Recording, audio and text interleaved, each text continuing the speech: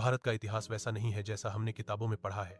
यह सिर्फ युद्धों का इतिहास नहीं, बल्कि क्रूरता, षड्यंत्र, संघर्ष और असंख्य बलिदानों की अनकही कहानी है। आज हम बात करेंगे रघु हरि डालमिया की किताब आक्रांता, क्रूरता और षड्यंत्र की, जो बताती है कि कैसे भारत बार बार आक्रमणों से टूटा लेकिन कभी झुका नहीं। पार्ट एक, भारत क्यों बार बार आक्रमण का शिकार हुआ। लेखक शुरुआत में बताते हैं कि भारत हमेशा से धन, ज्ञान, संस्कृति और संसाधनों से भरपूर रहा। यही समृद्धि इसे दुनिया के हर लुटेरे के लिए एक स्वर्ण भूमि बनाती थी। लेकिन भारत की सबसे बड़ी कमजोरी क्या थी?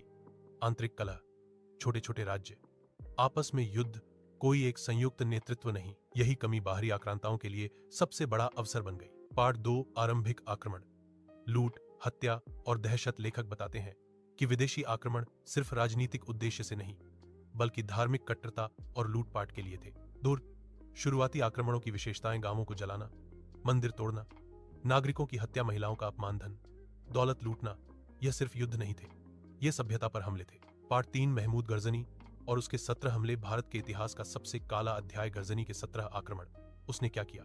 सोमनाथ मंदिर की लूट, हजारों नागरिकों का कत्लेआम, हिंदू मंदिरों को निशाना, भारत की आर्थिक रीढ़ को तोड़ना। लेखक बताते हैं कि गजनी की यह क्रूरता सिर्फ धन संपत्ति की भूख नहीं थी, यह एक मनोवैज्ञानिक युद्ध था।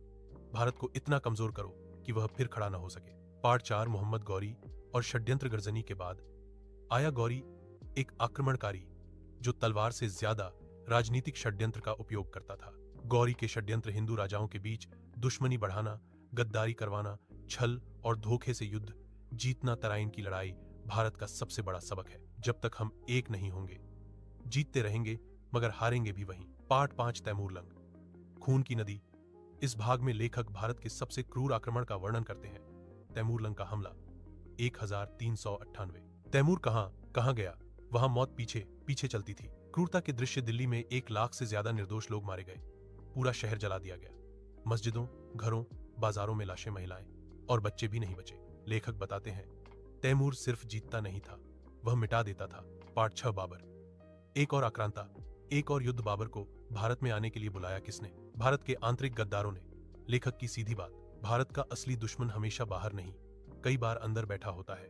बाबर ने पानीपत की लड़ाई में इब्राहिम लोदी को हराया और भारत ने एक नया युग देखा, मुगल युग, जिसकी शुरुआत भी खून से ही हुई। पार्ट 7, हिंदू साम्राज्यों का प्रतिकार। यह किताब केवल आक्रमणों की कहानी नहीं, बल्कि प्रतिरोध, वीरता और बलिदान की भी है।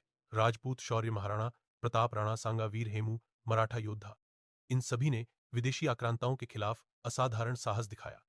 लेखक बताते हैं कि भारत हमेशा टूटा, लेकिन हर गिरावट के बाद